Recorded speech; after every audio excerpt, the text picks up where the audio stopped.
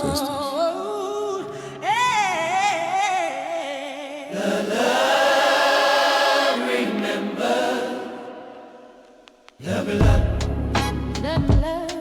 The Brownstone.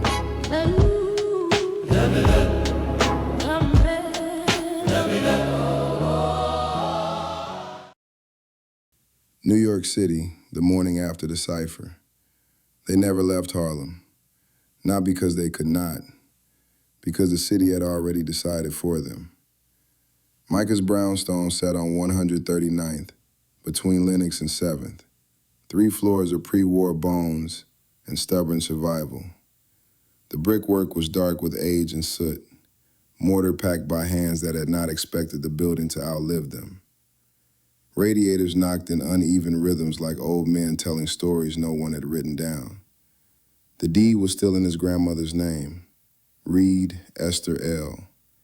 Paid off in 1978 with 3 jobs, 1 busted knee, and a lottery ticket she never admitted to buying. The order had never found it because no one ever updated the paperwork. Esther had been dead 20 years, but the house had never learned how to let her go. Micah led them up the stoop at 4:11 a.m. The key turned smooth in a lock that had never been changed. Inside, the air was thick with cedar, shea butter, old paper, and the quiet weight of rooms that had held too many funerals and not enough weddings. The kind of quiet that listens back. Micah flicked on a single lamp. Gold light from Nia's skin met the ink geometry climbing Micah's arms and shoulders. The glow braided itself across the living room floor, slow and deliberate, like 2 currents recognizing the same river. No sparks, no flare, just familiarity. Welcome to the Safehouse, Micah said.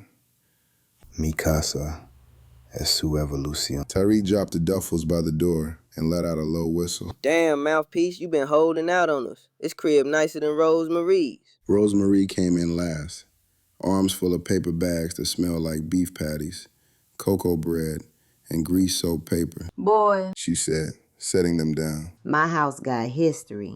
This one got central air. We'll call it even. They ate on the living room floor because the dining table was buried under Micah's notebooks.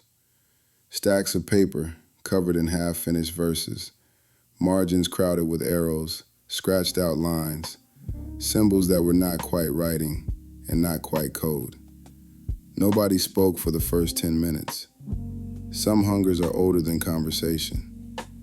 Nia sat with her back against the couch, knees drawn in, food balanced on a paper towel. The gold under her skin pulsed slow now, quieter than it had been since New Orleans.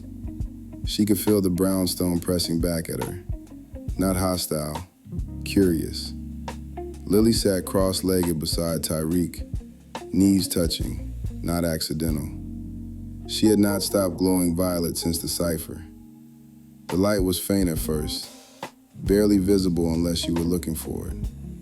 But every time Tariq shifted closer, every time his arm brushed hers, the glow brightened. Like she was a bulb and he was the switch.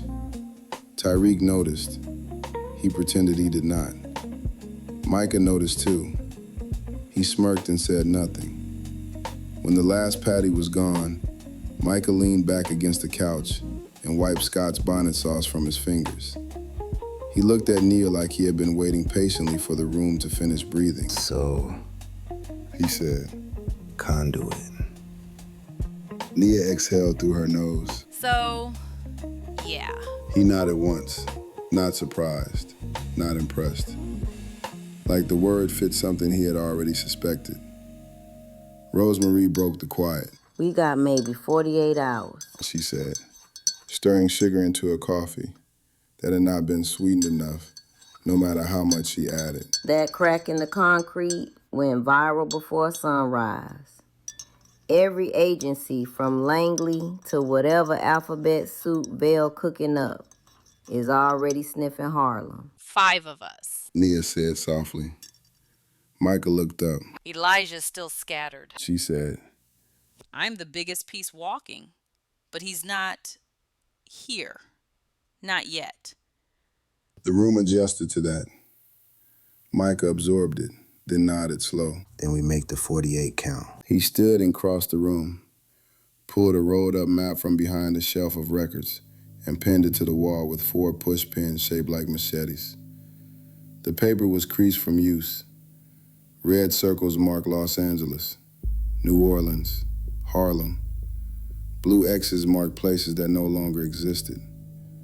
Green question marks hovered over rumor and guesswork. Micah tapped a point in the Alps with the blunt end of a pen. This is where the skull lives, He said. Vale's mother, 1984. The Loa took her head for trying to buy what you only rent. He been trying to buy it back with silence ever since. Tariq let out a low whistle. That's a hell of a grudge. That's a hell of a weapon. Rosemary corrected. Micah kept going. One shot before they shut the planet down. We hit the skull, break the failsafe, finish what started in the desert. Nia stared at the map. The gold lines in her skin pulsed in time with her heartbeat. How long? 10 days, Micah said. maybe less. After that, every airport, train station, and traffic camera will know our faces better than our mamas. Lily spoke for the first time since breakfast. Then we don't hide. She said. We move loud. Tariq bumped his shoulder. That's my girl. The words came easy, natural, like they had already been true. Lily's violet flared bright enough to make the lamp flicker. Rosemary noticed. She smiled into her coffee. They planned through the day, argued, laughed too hard at things that were not funny. Took turns napping on couches and bare mattresses upstairs, while the others kept watch. By nightfall, the living room looked like a war room run by poets. Maps, burner phones, herbs, rum bottles half empty and half blessed. One cracked mirror Lily refused to let anyone throw away.